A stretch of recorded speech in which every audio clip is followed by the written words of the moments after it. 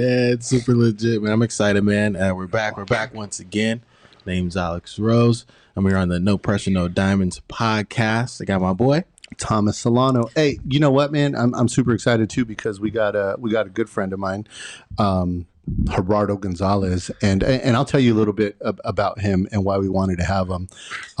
We've over the last couple of years we've gotten real familiar with each other and just we've had great conversations. And what's impressed me is not only his drive and his ambition to provide and kind of dominate his respective industry right now, but I think the most impressive thing is just the type of man he is. He's a man of faith and high integrity, great father, right? Caring, loving, doing all the right things, says the right things because he has great intentions in his heart, and he gives glory to God, the Most High, man, and that's something that I respect, and taking notes on because I think I can get better at that too. I find myself biting my tongue sometime, but I'm excited to pick Gerardo's brain. But tell people a little bit about you or what you'd like for them to know, man, and we'll get into this. No, I appreciate it. Thank you guys for having me. And,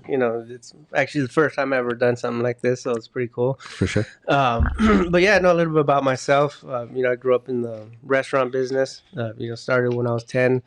My family, my dad was a part owner of a restaurant in Acton out in, toward Palmdale, in between Santa Clarita and Palmdale. And, just that's just all I knew. I knew how to work, at a young age, started working.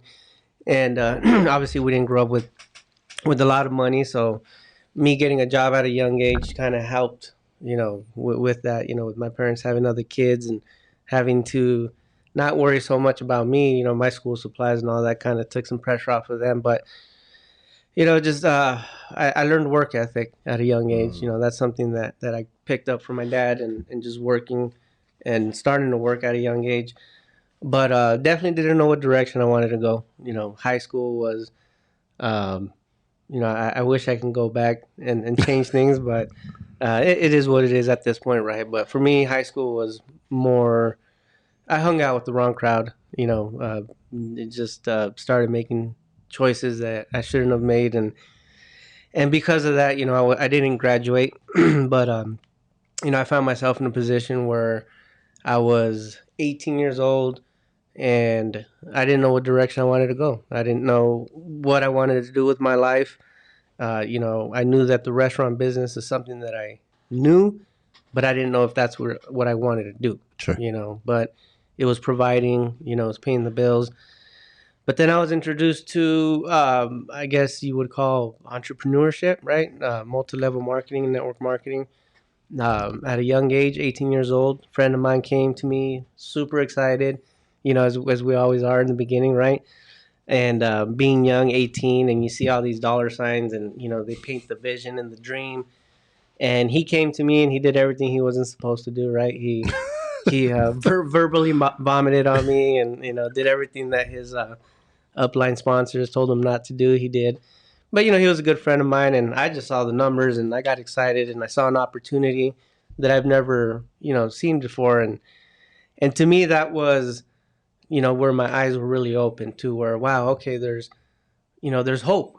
I didn't go to school. I didn't graduate, but, I guess there is ways of making money out there, So, I joined this company, and we thought we went to work, and we, just started building it. Young kids, excited, what's the phrase that they use? Ignorance on fire. Sure. And that's what we were. We were just ignorance on fire, excited, talking to everybody, and yeah, we built a small little team, nothing crazy. Didn't make, too much money there. But for me, that was my university because I did 4 years with that company.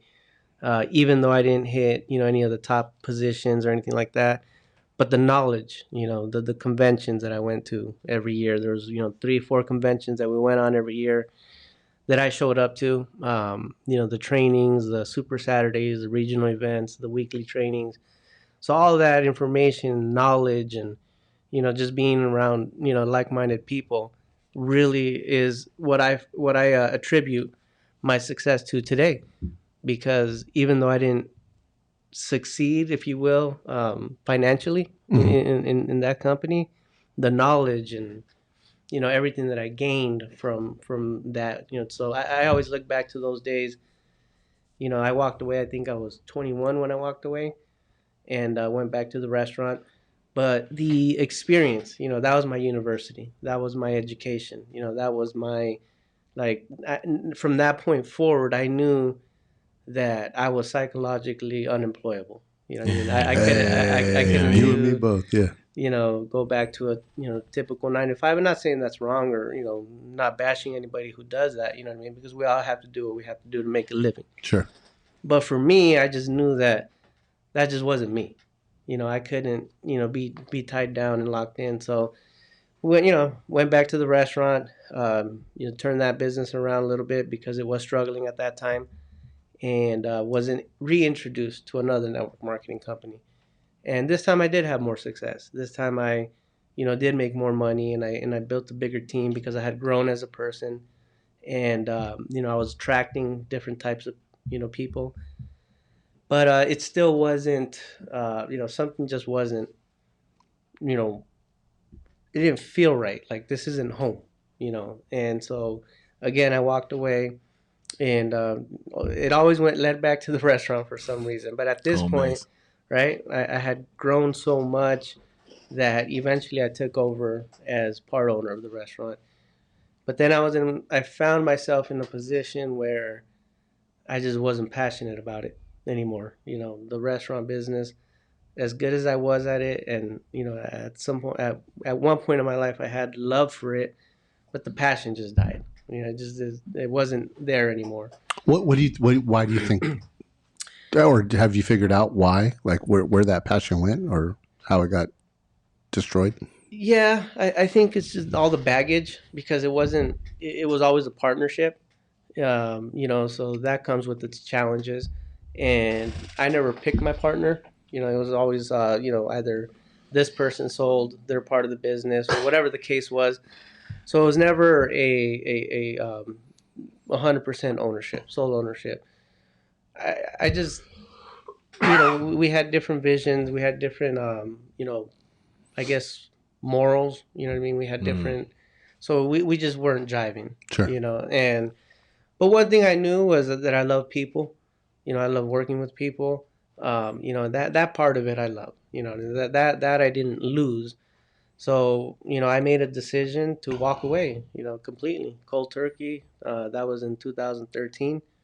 And I remember receiving every kind of backlash you could think of, from family members, friends, man, you name it, I heard it.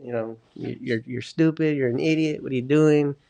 You're making money here, this is how you're providing. Now how are you going to walk away from it? I mean, I heard it all, Right. And but I knew that in order for me to really succeed in something else, I didn't know what it was at that time. I had to burn that bridge. Oh man. Because that was always there. That was always the plan B. Well, if this doesn't succeed, I always have this to fall back on. It was holding you back. Right. Exactly. So I truly believe that's why I wasn't really successful, because I always had that exit route. And so finally I just made a decision. I left cold turkey, burned that bridge behind me, like I said, and then moved forward. And I literally moved forward in the world of sales, and tell you that I didn't really realize how hard sales were, until I really fully committed. And man, it was tough. It really was. It was starting from scratch, from the bottom up. Nobody cared in that field what kind of experience I had or anything like that. So just starting from scratch, I literally did it all. I did cold calling type of sales, door knocking, show style sales. I mean, you name it, I did it, and I knew I was going to take a financial step back, but I just didn't anticipate it to be as big as it was. Sure. So I found myself in a position where, my car was repossessed. My credit, which I had worked hard to build, took a dump, and I was literally in a position where I finally understood what having more month at the end of the money meant. Because that's the position that I was in. Right. I finally landed a job at a marketing firm where they paid once a month. Like a teacher, I guess, and that's how they get paid. But anyway, that's literally what it was. I had to make that money stretch for a month, and sometimes, there was extra days left in the month, but there was no money left. So Ramen noodle time, huh? Oh yeah, no. Man. For me, it was Vienna sausages. Okay. Yeah. In the can, the little can. Oh yeah. Man. Yeah, that's interesting. I actually want to touch on too, kind of even just circle back to the going through that college, right? So Right. going through that University, point, yeah. the university. What was some of the, maybe some of your major takeaways from that maybe 4-year period? Like I said, didn't make as much money. Probably as you've seen the dollars. Well, I think before that, your friend, you seen it, you're like, man, I think this is a great opportunity. Also for some folks out there, just know this. Can't say the wrong thing to the right person. Right. Can't say the wrong thing to the right person. So you were ready to go. Right. But what were some main takeaways, or some of the biggest things that you learned, maybe about yourself, or about about people in that university period? Right. Yeah. No. Absolutely. So for me, the biggest takeaway was you have to be honest with yourself, right? Sometimes you have to look in the mirror and have that, brutal, raw conversation with yourself. And for me, it was, I wasn't a leader, like I thought I was. People really didn't follow me, like I thought they would. Mhm. So it was, definitely that. I realized that I had to work on myself, grow, reading books, listening to the audios, just surrounding myself with those type of individuals that have done it. Excuse me. But also that it wasn't impossible. You know what I mean? I learned that even though I didn't succeed with that company, it didn't mean that I wasn't going to be successful. It just wasn't my time yet. Because talking to other people who have been successful and just hearing their stories and how many times they've failed, Mhm. in other opportunities or companies or whatever, the case is, it gave me hope for the future, meaning that, hey, I might not have succeeded here, but I'm going to take everything that I learned from this experience and I'm going to apply it, into something else. And eventually something's going to hit. I like that. It's so powerful. Because, and we kind of talk about it, and not exactly in that way, but we've heard like, hey, don't compare your chapter 1 to somebody's chapter 20, right? And so, and I think that's a challenge as a young person. You're like, oh my gosh, these people are like balling out, right? They're having all of this success, but they're in their chapter 20 a lot of the times, Right. and we don't realize that, and we're in our chapter 1, and that comparison can kind of eat away at you, but you took the good and left the bad and said, hey, how can I reapply this? And then so you went to the next company, had some more success there, right? So that progression obviously was worth it. You're stepping up, but you went back to the a job, it sounded like, right? With the marketing firm. Is that what you said? So at the end of the month. Okay. Dang, what was my thought? I had a thought that I was going to ask, and it left. Well, while you think of that thought, I can kind of, I guess, piggyback off what you said. Yeah, you're right. I think that's one of the biggest challenges with, especially young entrepreneurs, is they compare their success to other people's success. Chapter 1 to chapter 20, right? Mm-hmm. And I think that's one of the biggest mistakes you can make because, you can't ever compare your success to other people's success because you're going to frustrate yourself. You're going to get frustrated. You're going to, and even in some cases, feel like you're a failure in some sense because you're not succeeding or you might not be as successful as someone else is. But, I just learned that, I can't compare myself to other people, the amount of success they're having or whatever the case is. I just have to focus and dial in on my goals and what I want to accomplish. and just continue to, attack that and continue to move forward there. And Run your own you know, race. yeah, You know, run your own race. It's good to get insight and stuff like that from people around, people around you, people that are having successful. Maybe ask some questions like, hey, what are some things that you would do if you were me right now at this point? What would you be doing? right, yeah, Not necessarily what do I like. Can I do what you're doing? right, yeah, Because you might not be ready to do what they do. Like they built up enough skin in the game, to be where they're at. So that was one of the questions. It took me forever to actually figure out to ask that question. I don't know why. It was like, what would you be doing if you were me where I'm at right now? right. Yeah, it's a powerful question because you can ask anybody at any stage of their career, any amount of success, and benefit from that. But I remember what my question was going to be. So when you said sales, was that at the marketing firm or was that outside of that? I didn't remember the timeline. So I was trying to find myself in the world of sales, I guess, if you will, because even though I had experience in network marketing, direct sales, right? It's different. It really is different because, when you're gaining that sales experience, I guess, if you will, in different industries, you realize quickly that sales really it's an art, it's a skill. It really is a skill. And I learned that really quick because I sucked. I did. What got me through I guess what the reason why I was able to still do well or decent, when I transitioned over to sales is because of the experience that I had gained in my, past opportunities. I wasn't scared of rejection. I wasn't scared of no's. I wasn't scared to talk to people. So I think those are all things that help me in the world of sales. But as far as, the actual skill of or the art of closing a sale, that was, I guess the hurdle that I had to overcome in the world of sales. And, just going from job to job, trying to find myself, meaning, where do I want to plant my flag in the world of sales?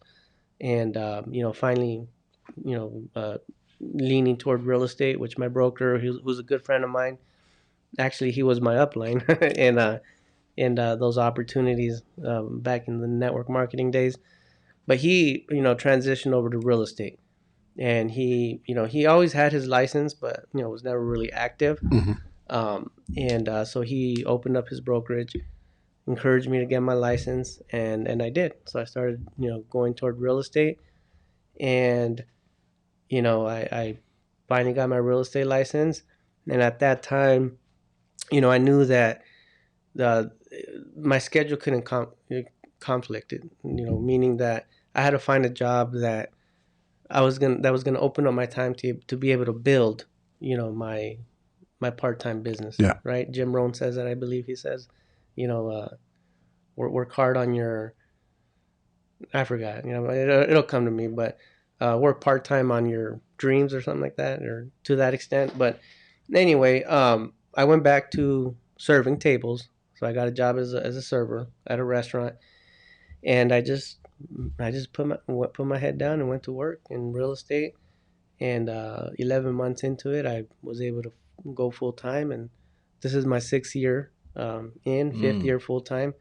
And it's been a blessing. It really has. It's been great. The people I've been able to meet, people I've been able to help, and obviously financially, in the position that we're in right now as a family, I just, it really is.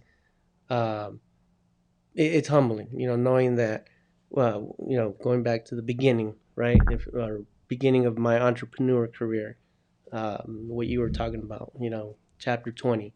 I don't know what chapter I'm on right now, but I'm definitely not on chapter 1. And I think that's where people, they don't know the backstory. Right. They don't know that my entire 20s, I went my entire 20s trying to find myself and trying to find, where I'm going to plant my flag and what's going to hit for me.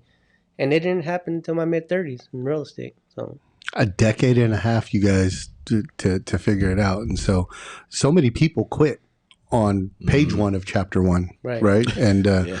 dude, First like rejection. it's crazy. Yeah. Yeah, Well, yeah. you answered the question before I asked it, so that's what I wanted to ask when you were talking about like cold calling and then show presenting, or I forgot the word you used, but like door knocking. I wanted to kind of dive into the rejection and how that kind of toughened your skin. But you obviously talked about that, so you weren't afraid of rejection.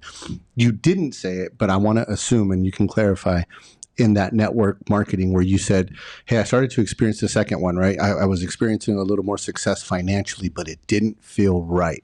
Was it because there was no service aspect to it? Was it a fulfillment thing? Like it didn't feel fulfilling, or and it was just like a sale or something, or what was it? I want to dive into that. Or You know, that I've never actually thought about that. Why I didn't get to that next, threshold, or whatever you want to call it, with that company. I got promoted to a position that people were striving for, and I had decent months where I made good money, and I just like anything, it fluctuated, Sure. right? But I don't know, when I say it didn't feel right. It's just, it's something that I can't explain. It's just, I knew that this still wasn't home. This still wasn't, what I felt like. This is where I'm at. This is where I'm gonna be, and for the first time I can say that I feel that way. And I'm not saying that real estates were, what I'm gonna do for the rest of my life. I mean, there's a lot of opportunities within real estate. sure. Investments, different, aspects of real estate. But looking back now, where I'm at today and where I was then, I guess the best answer would be, it just didn't feel like this is it. Right.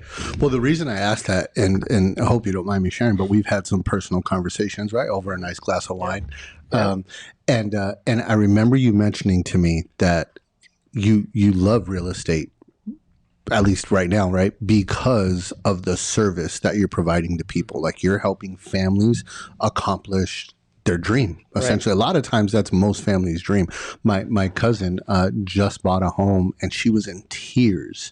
Like, I never thought this was going to happen. It's like the best day of my life right now. So I understand that feeling that you were explaining. And the reason I asked that question is because I just wondered if there was that, like, that didn't actually exist in the network marketing, right? Because I mean, you were leading a team, you were having success financially, but there was a void. And I was wondering if that void was, it didn't feel like you were servicing or helping people accomplish their ultimate dream, Right. like you are in real estate now. So, not trying to put words in your mouth, I was just curious as to if that was the case and how important that is in entrepreneurship, right? Is finding something that, like, you can become passionate about. Yeah, that's big. For me, and I'm careful when I say this, because I would never ever bash, network marketing. I really have nothing negative to say about it, because for me, like I said, that was my university. That was where I became who I am, in terms of which direction I want to go, as a self-employed person. I think what I can say is I felt like I was lying to people, and it just didn't sit well with me, because I was painting of a dream, and painting this vision for people that I wasn't even living out. Right. You know what I mean? And so it got to a point where I felt like I was lying to people, and it didn't sit well with me. And I think that's what one of the biggest things was, and when you compare it to real estate, going back to what you were saying, yeah, I mean, it is a great feeling, when you have people that didn't feel that they can become homeowners. Next thing you know, you're handing them their keys, they're excited, they're moving into their new house, or helping them sell their house, whatever the scenario is.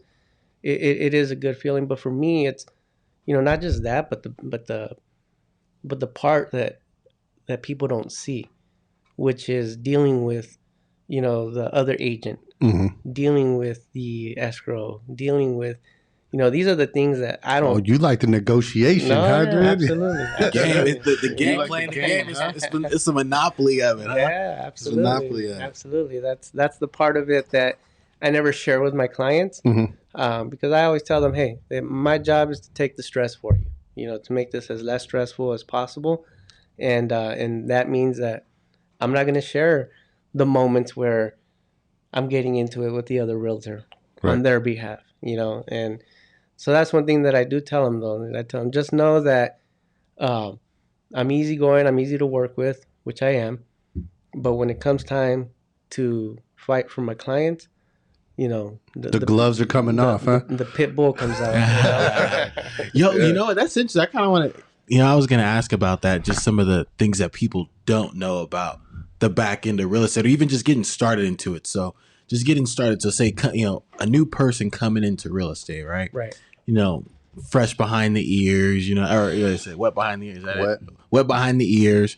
Excited, like, man, I'm ready to take on this thing. Yeah. And go crazy. What are some of the things that people don't think that they're gonna have, that they're gonna run into? Like, what are some of the, a new person that they don't realize, like, hey, you got to do this in order for you to get to the next to get to the next phase, to get your first phase of success. So, Right. what are some of those beginning things that you were like when you first started real estate? You're like, oh crap, dude, I didn't realize it was gonna be like this. Yeah. Well, I mean, the main thing, as you guys, I'm sure, are familiar with, is it's commission only. So you're not getting paid hourly. You're not. You don't have a weekly check coming in. So you can't just dive into it. Unless you have Some money saved. some money saved that is going to get you through. My broker told me, go full time when you have 6 months. Everything paid for, meaning that for 6 months you can pay your mortgage or rent, you can pay your car, Groceries, whatever utilities, right. it is that you need to take care of you and your family. Make sure that you have that locked in for 6 months, so that you can just go out there and just hit it hard, because you have to build your pipeline. You have to build your database, and talk to people, and for the most part, buyers, you when you talk to potential buyers, it's very rarely that you come across a buyer that's ready to go right then and there. There's most people, and this is a reality for most people, and I was most people, because my credit took a dump, as I mentioned earlier. Most people need to fix something, whether it's their credit, whether it's financially, whatever the case is. They need to save a little bit more money for down payment or closing costs. Need to things lower like their that. debt to income. Debt to income ratios. So there's a lot of aspects that go into it. So I guess to answer your question is, it's not going to be fast money. It's not going to be fast money. And I think people get excited because they know someone in real estate, and they, might have shared a check or something with them. And they're like, well, okay. Matter of fact, I'll share a quick story. I was introduced to someone who, he was in the banking industry, and his parents were going to sell their house, and they were going to buy, another house in a different area. So, he was a young, excited guy, and he said, oh, well, if I refer you to them, what do I get out of it? So I won't get into that part of it, right? But long story short, when we closed the transaction, we sold his parents' house. We helped his parents get into their new house. And when he saw the checks, this kid got excited. I mean, he was like, whoa, all right, this is the kind of money I can make. And he got his real estate license, and he quit his job cold turkey, even though we told him not to. Said, hey, don't quit your job. He burned his bridge. Yeah, exactly. Burn the boat too soon. Burn the boat, y'all. We out of here. But hey, when I burned that bridge, I was working. Right. Jobs that were paying weekly, right? Yeah, for sure. So I think that's the biggest thing is they get overly excited, thinking that it's going to be fast money, but it's not fast money. It's these escrows that I'm closing. A lot of times are leads that were 6 months ago. So when you have a pipeline that's continuing to feed, your business, that's when you're in a good position. But you're not going to be in that position in the beginning. Talk about filling that pipeline too, because I think that's I mean, any field of sales, you have to have a pipeline, right? So let's, whether it's called the prospect list, whether Mm-hmm. it's called network marketing, whether it's called, like, it doesn't matter what it is, but that's essentially what it comes down to, Sure. right? So what are some of the things that, obviously, friends, family, and stuff like that, but, is it any and everybody, like how, like, what's some of your best practices as far as like really feeding your pipeline? So there's different ways to go about it. I mean, there's something that's called farming. So you pick a neighborhood and you just focus on that neighborhood and just farm that area, meaning that, you're door knocking once or twice a week. People are getting familiar with your face. People know that you're the local expert in that area. That's the area that you're focused on. So you can generate leads that way. That's more for someone who's new, who might not have a big network, but it's a free way of just getting out there and hitting the pavement, as they call it, right? There's cold calling. There's systems that you can purchase that are fairly inexpensive, and for someone new, Purchasing leads. not necessarily leads. It's a phone system that that the way it works is you put a radius, and it provides phone numbers. Oh, okay. For those people. Now, a lot of times those phone numbers are no longer connected with that house or that person, but you're just going through the numbers, and eventually, you're going to hit some that are like, and then you talk to them. You just kind of reach out to them, introduce yourself, and just give them a little bit of knowledge, of what's going on in the market. So that's another route you can go, cold calling. You can buy leads. That's another direction that some realtors go through. There's different platforms that you can go through to purchase leads, and so that's more for agents who have been around, and they don't necessarily want to do the cold calling anymore. They don't want to hit the pavement, door knocking, because there's people that do that. I'll be honest with you, I don't particularly care to do that. So you purchase leads, and then those leads are feeding you, but you still have to convert those leads. So it's not just because you're paying into those leads. It's not a shirt to fire. Exactly. Right? So there's still a skill set that takes place to be able to convert those leads. Absolutely. What would you say are your best practices, right? Because, I mean, bro, if you guys see Gerardo on Facebook or Instagram, like, it seems like multiple times a week, escrow close, escrow close, escrow close. So, but here's the thing. 6 years of hitting the pavement and doing the dirty and building relationships, I would say. I'm going to go out on a limb and assume that a good portion of what you are listing or selling comes from a referral of a client that you did a great job for. Sure. Is that fair to say? Yeah, actually this year, I would say the majority of my business is referral based. The last 5 deals that I've closed were referrals. Beautiful. So you do eventually get to a place where, and I personally attribute this to my restaurant days.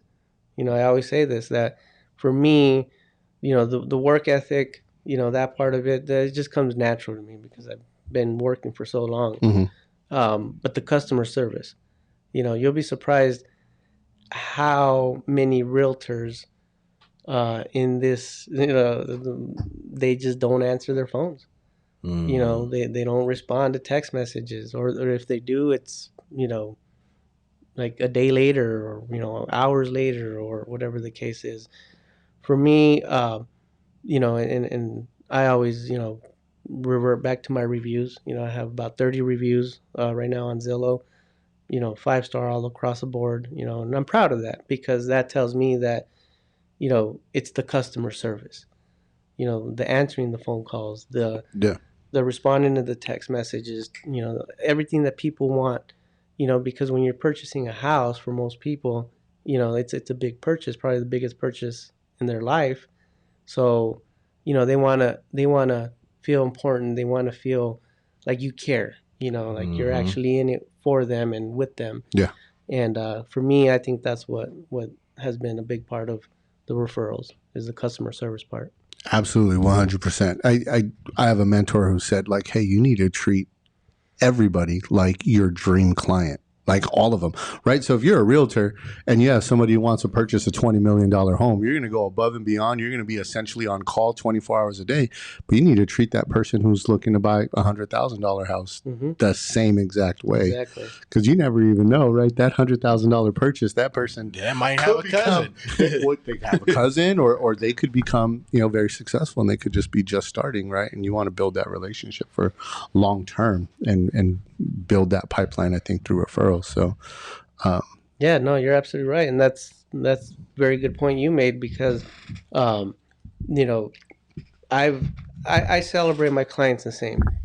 I've had $40,000 mobile homes that I've sold, 50, 60, and you don't see those anymore, but but I've sold those, right? But I'm just as excited for them as I am for someone who just bought an $800,000 house, And to your point, I have sold, $100,000 mobile home, right? Not a great commission, it's decent. But the referrals that I got from that one person was really where it paid off. Right. I mean, she referred me to her daughter, and her husband, who purchased a $600,000 house.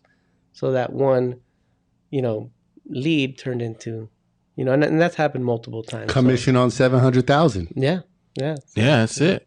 And just like you said, man, that was such a big thing, man. Treating everybody like they're your star, like they're your star client, your dream client. Yeah. And that goes so far. And it just builds a reputation, man, because a bad reputation gets around super fast, you know what I'm saying? As opposed to, a good one trickles around, man, but a bad one, man, it takes one. It only takes one little drop of dye to turn this water, you know what I'm saying, red or blue, whatever. Yeah. So you want to always it's easier to do the right thing first. Yeah, absolutely. It's easier to do the right thing the first time, man, and measure twice, cut once. You know what I'm saying? In all fields, right? Like that's always true. Absolutely. Another thing too that I guess you asked earlier, the backside of it, right? People that things that people don't see in the real estate world. Believe it or not, building relationships with other realtors is very important as well.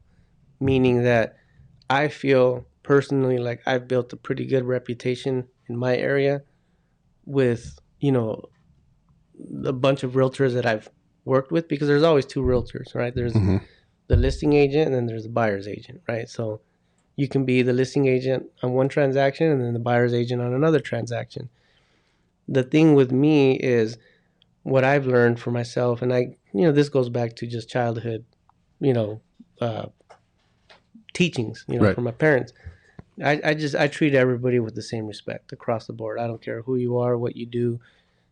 For me, it's all about respect, right? So, that respect that I've given, just being easygoing, being on top of it, being a team player, even with the other realtor, that has helped me, even in later transactions, because I've actually gotten offers accepted from realtors that I've worked with in the past that know how I work and remember how that transaction went. And they remember that, just like I remember, right, realtors that I've worked with. So, that kind of, not saying that that's going to work every time, but it does get your foot in the door and saying, hey, listen, I got a qualified buyer. They're solid, they're ready to go, they're excited about this house, and you kind of, it gets your foot in the door. And it's actually helped me to get my clients' offers accepted. So that's another big part of it as well. Yeah, having relationships with their, colleagues. Yeah. Because you just never know. It's similar to us, too. We just had that conversation with the last guest, huh? Yeah, man. About building relationships. And that's, what it really comes down to, man, is being, being cooperative and having a, like you said, it's almost like a, it's like it's a partnership. You guys are working together to make sure these people get their goal accomplished of selling and somebody of buying. But man, I kind of do want to hear some of those stories of like, when the gloves come crazy, off. Yeah. I had that when we sold our house. The the two realtors, they're a couple, married couple that listed it for us, were the same ones that helped us buy it. And so we had such a great experience with them, 10 years ago, that we called them back and let them, ask them to list a house for us. But the buyer's agent, they're like, this guy's new. We've never worked with him. And we ended up accepting the buyer's offer because they looked good, but their agent was a nightmare. And they said, we will never work with this guy again. Right. And I was like, oh, snap. That's what he's talking about, right? But yeah, it's there's a professional courtesy, obviously, I think what you're talking about, but what people don't. So most people, would you say, look at each other as like competition, right? Where as opposed to you, you're like, wait a minute, man, this is a relationship worth building because future is probably going to pay off. And it's always better to just treat people right. And it is a golden rule, that the respect and stuff, right? And it almost seems like a lost art nowadays where people just don't put a lot of value on treating people right or doing the right thing. And again, that was one of the reasons why I wanted to have you on here, man. You're respectable because you're respectful and you carry yourself with integrity and things like that. Wanted to ask you, because you had, we talked about this yesterday, and I seen your post I seen it this morning. I think you posted it yesterday, where you were talking about gratitude for all those challenges and being at rock bottom. Right. And we just talked about this yesterday, where my question to him was, do you think there's more drive that is created from people that have hit rock bottom, or do you think long-term vision, goals and dreams are more of a fuel? So like, which one lights more fire? Is it the rock bottom, like that fear that comes from that, or is it long-term vision and goals and dreams? For me personally, I think it's the rock bottom, because what's the saying that people are more motivated by what they have to lose than by what they have to gain, right? So the dreams and the vision, that's all important. Excuse me. That's all important and something that I apply in my life, in my business. But for me, it's that, as you mentioned, that I guess healthy fear of knowing that I've been here before, and I know what it's like to lose everything, and just knowing what it's like to be there, and just going back and just the feelings are real. You know what I mean? The frustration, the tears, the angry moments. I mean, there's so many emotions that go through that you go through when you are living it out, and during those times when you're living it out, there's a lot of hopelessness. There's a lot of again, a lot of different emotions. Looking back though, where I'm at today, that is what drives me every day, because I never ever want to be there ever again. So knowing what that was like, and knowing that I've been through that, and knowing that I never want to go through that ever again is what drives me. So my dreams and my goals, those are there, and they're always going to be there, and I'm always going to strive for those.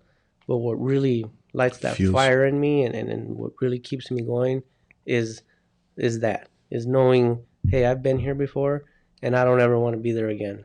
So, yeah. That's big, man. That's so crazy. We talked about that yesterday. Yeah. and I kind of agree. I agree with you. And because how that whole conversation started, G, was I was like, man, I have such a struggle thinking 10 years down the road. Like, there's a general idea of who I want to be for my family, but not who I want to be for me. Right. Where if I really think about it, the driver is what I don't want to happen. Right. And I haven't been in a position where my vehicle's been repoed or anything like that. But most of the successful people that I listen to, the Ed Milet's and the Andy Frisellas and the Grant Cardones of the world, like, most of them talk about, dude, I hit rock bottom and then something just switched, right? Like, it was, my back was against the wall and it was now or never. Nowhere to go, huh? Yeah. Nowhere to go but up. but they've held on to that too. Like a lot, we've heard Ed say it multiple times where he's like, man, my biggest fear is like that I can lose it, right? Like my biggest fear is that it's not set in stone, and you know, and the thought of having my water turned off again still exists. Right. Yeah. Right. That part, yeah. And I think that's where the not just the drive, but the humility, you know, comes into play as well. For myself personally, you know, I'm intentional with taking time to reflect. You know, I like to do a lot of reflective thinking, but I always take time to, you know, remind myself, you know, where I was at one point, and that I can easily be there again. Mm-hmm. You know, that nothing's guaranteed. That, you know, for whatever reason, not for lack of work, but it could be the economy, it could be whatever, you know, something can determine, you know, the fact that I might have slow months, you know what I mean? And I might, you know, so that thought right there, you know, it just keeps me humble and it keeps me hungry, you know, and that's what keeps me going. You know, it really does. That's the driving force for me is knowing that can happen, and, you know, just staying humble and staying hungry. Just keep going at it. That's awesome. Have you always been a man of faith? Have you always practiced? Yeah. As far back as I can remember, you know, I remember being a kid having a lot of questions, you know, and never getting any answers. So, but I would say when I was 17, 18 years old is when I was really, I guess, introduced to my faith, and, you know, just I had that hunger, you know, for that. And for me, you know, it's funny, I was thinking about that on the way here. I was thinking about, what am I going to say? Because what do most successful people say? You know, they work hard, right? You know, outwork your competition, you know, the stuff that we always hear, right? We've 25th hour, push to the 25th hour. And, exactly. Yeah. For me, honestly, all that comes again. It's part of it, right? If I'm not working, if I'm not busy, I get antsy. Like I just can't not be busy. Oh, yeah. You know, because I'm so used to working, and I'm so used to, you know, that part of it just comes natural to me. For me, you know, if I can attribute anything to my success outside of that, it's God. You know, it really is. You know, and that's not to say that because I have God in my life, I'm successful, because I've had God in my life even during the down times. Sure. You know, and He was still there, and He got me through, and the lessons that I learned through those are, you know, more valuable in my opinion than right now that I am having, you know, success. So, you know, God's been through it, you know, with me through it all, and that's why I always give Him the glory, you know, because at the end of the day, you know, sure, things are going well right now. I'm closing deals, you know, I'm experiencing a level of success that I've never experienced before.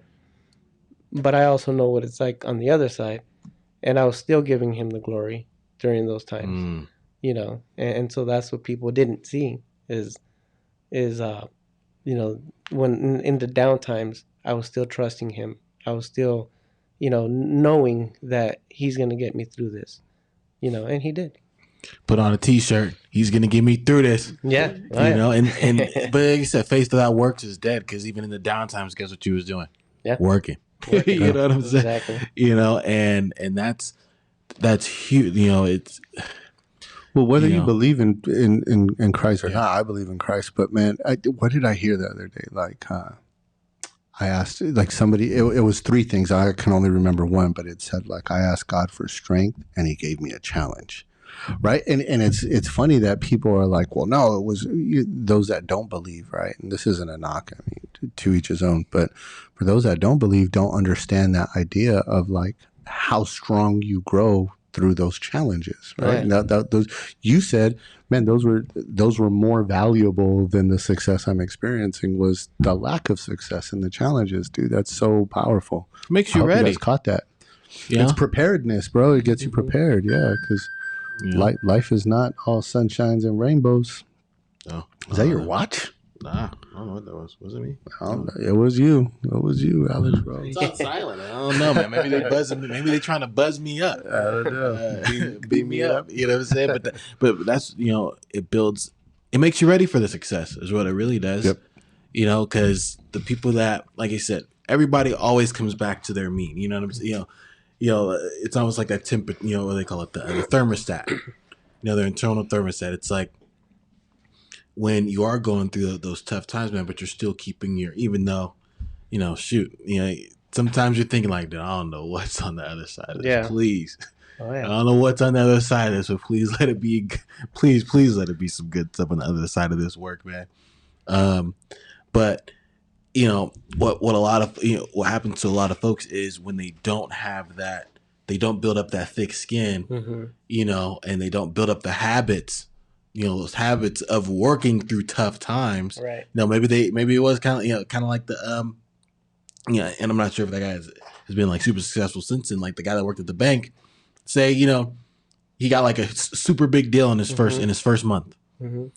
Super big deal in his first month, man. The first couple people we called, you got a big client. I've seen this happen in our business too. You get a big client, or they have some major success in the beginning, and they think it's like that every day. Oh, yeah. And then they're like, why haven't I? And their vision's a little skewed. Sometimes it can be a little skewed, because like they haven't been through a downside, or they haven't been through the valleys. Sure. The ups and the downs. And building up that thick skin, man, and like you said, it's just it's just necessary, right? When you're working for yourself, especially when you're building a business, and even when, like you said, when you have people following you, not just because of just because they have to, but because they they want to. That's another level of success. When people follow you because they want to follow you, being able to talk people through that. Sure. Help people with that, in really any business, man. So that's, like that's another, I think that's another layer too, is being able to help, not just going through it through yourself, but being able to help other people walk through that. Well, that's leadership. Yeah. Right? That's so key. I mean, one of my, all-time for me, my favorite athlete ever is Kobe Bryant. There it is. Hey, this my guy. I told you, bro. He's my guy. I mean, I love, everything that just everything about him, his approach to the game, everything, and what I love the most, and he said this in his last game. I know you guys are going to remember this, right? When he gave his speech, he said, I'm most thankful, not for the championships, but what was he thankful for the most? He said he was most thankful for the downtime. He said, because we didn't run, we did it the right way. So when Shaq left, rebuilding, and they had to rebuild, Kobe stuck it out. He stuck with the Lakers, and he didn't run. He had opportunities to go to other teams. Came close. Yeah, absolutely. But he didn't. They rebuilt the team, and then he was determined to get back to that because he knows what it takes to get there. Right. But he also, in my opinion, had to go through what he went through in order to rebuild him to be a different person in the second run. And I believe that's why, number 24 Kobe was far more, powerful on the court than number 8 Kobe. Number 8 Kobe was just straight ability, man. He had skill set. He was a dog. Obviously, his work ethic and all that. But what he went through, in my opinion, during the downtimes, prepared him for number 24 and, what he did, at number 24. So. Well, dude, that mindset that he had going into that, I heard some pieces of clips that where he's talked about like that part was challenging when Shaq left because it seemed like half of LA blamed him for Shaq leaving, and he felt this responsibility to go out and prove to everybody that the Lakers organization made the right decision and stuff. But he obviously had to grow in his leadership and stuff like that. And I love another thing he said too, though. But the difference was and you've probably seen this, where Phil Handy asked him, like, hey, why are you such an a-hole? He's like, you really want to know? He's like, yeah. He said, they show up just on time for practice and they leave as soon as it's done. Mm-hmm. Why would I pass them the ball? I don't respect their work ethic. Right. And I was just like, yeah, dude, just his thought process, right, on what it takes to freaking be a champion, man. He's one of my favorite athletes for that. Actually, probably my favorite athlete for his mindset. Right. Obviously, the skill was there, but there's a lot of dudes. Not a lot, but there's a lot of dudes 6'6". I mean, you go to Venice Beach, there's a lot of dudes 6'6" and can jump out of the building, but they all didn't make it. And and what he had up there was the biggest separator. That was the separator. Yeah. Absolutely. And I think that's why you've separated yourself too, dude, because you took the good in those moments at the beginning stages of your entrepreneurship journey and realized, you know what I love that you didn't do? Not once here, you never said, the company was bad, the product wasn't right, it wasn't the right environment. You just said, I didn't have all the success I wanted to experience, but it had nothing to do with the organization, had everything to do with the stage you were at in your career and how you took that, right? And so for you entrepreneurs listening, it's not the opportunity that's the problem, it's just timing, right? And then how we need to develop. And so I love that message that you gave there. I don't even know if you realize that you said it that way, but that was my interpretation of it. It sounded better when you said it. Yeah, it was awesome. But you know, just a quick thought. For me, you know, and I know a lot of people, you know, there's a book that's written on it, right? I'm sure you guys have read it, you know, Failing Forward by John T. Maxwell. Mm-hmm. One of my favorite books. For me, you know, I don't know what it was, but I wasn't afraid to fail. For me, it was more, I was afraid to succeed because I've never, you know, and what is success, right? Success is different for everybody, right? In terms of financially, I guess, if we're speaking financially here, I've never experienced a level of success financially in my life to where, I mean, I don't know what it's like to make, you know, a check with 2 numbers before the comma in it, you know what I mean, in 1 month, and it's like, all right, what do you do with that when you actually do have it? So now that I look back, you know, and with everything that I went through was preparing me for success, you know, because now, you know, I respect the money, right? I don't chase it, I don't love it. But I respect it. I know that we need it. You know, so that respect level for that money has really helped me, you know, to, you know, not make stupid decisions, you know, now that I do have the money. Fiscal responsibility, man. It's I mean, it's no wonder, right? When you say that, like, it's obvious why people that win the lottery are bankrupt after a few years. They just have no idea what to do, and they have no respect for it. They have no understanding, no direction. They just go buck wild, and they end up in a worse position than they were before they won. Yeah. It's bananas to me. So that stuff is absolutely important. Absolutely, man. You know, today was fire, man. Yo, man, we just came up on an hour, man. I think today was, you know, such a deep conversation, man, and such a great, you know, a look into just the growth experience people go through and the thought processes people go through. And I think just the positive outlook, you know, and sometimes we don't realize like what we're going through while we're going through it, you know, but to have on the other side just such a positive outlook on it, man, is the reason why you are where you are now. Well, and it's the whole reason, the whole goal of our podcast too. It's so funny, man. This is exactly the message we're trying to get out to people, is that journey, no matter how different it may look or feel for you, it's basically the same across the board, right? Absolutely. For those that stick to it. So I didn't mean to cut you off, man. Go ahead. My bad. Guys, hey, right. Hey, Thomas, do that regularly. Huh? Nah, man. Hey, but it's always good though, man. No matter when it's good, you know what I'm saying? Nah, but it's you know, when we have you know, just know, stay on mission. You know, do not throw in that towel, man. You just don't know how close you are to whether, you know, even if it is leading you maybe to that next opportunity, right? It may not necessarily be that exact same thing you're doing, but it could be it could be opening another door, Right. To take you to something that'll get you to that next phase of your life. But man, I'm super, man. Today was fire, bro. I'll be real with you, man. Today was sick, man. What's I want to give you any closing remarks, man. Dude, I agree with you. I can't say anything more. I would want to ask Gerardo though. Last year, and correct me, but you were in the top 50 or top 100 of realtors. What was it again? So I ended the year number 97. So you were in the top 100. Top 100. And your goal this year was top 50. Is top 50. Top 50. Okay. Right now, currently, I've closed a couple of deals since I checked last, but last time I checked, I was at number 60. Hey, you're close, man. You're knocking on the door. Knocking on the door. Shoot. So I'm feeling like a top 20s, but sounds about right. Now you doing it.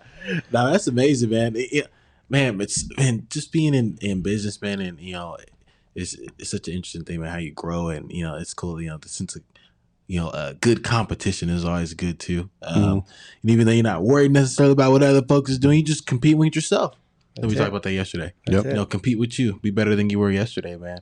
But where can everybody find you, man? Where's social media? Where you at? So Instagram, it's G _ the Realtor at G _ the Realtor. That's Instagram, and then Facebook, it's G Gonzalez, GEE Gonzalez. But yeah, that's pretty much the two major platforms that I Nice. work. So. Where are you servicing, man? You servicing the whole country? Where we at? The whole country? No. My main area is, where I live, which is the Antelope Valley. But obviously I do work the Santa Clarita area as well. I just closed 2 deals here the last month. I've worked the San Fernando Valley. I try not to go too far. So anything Los Angeles County, Okay. Nice, It's man. an area of expertise. You know what I'm saying? Dive in.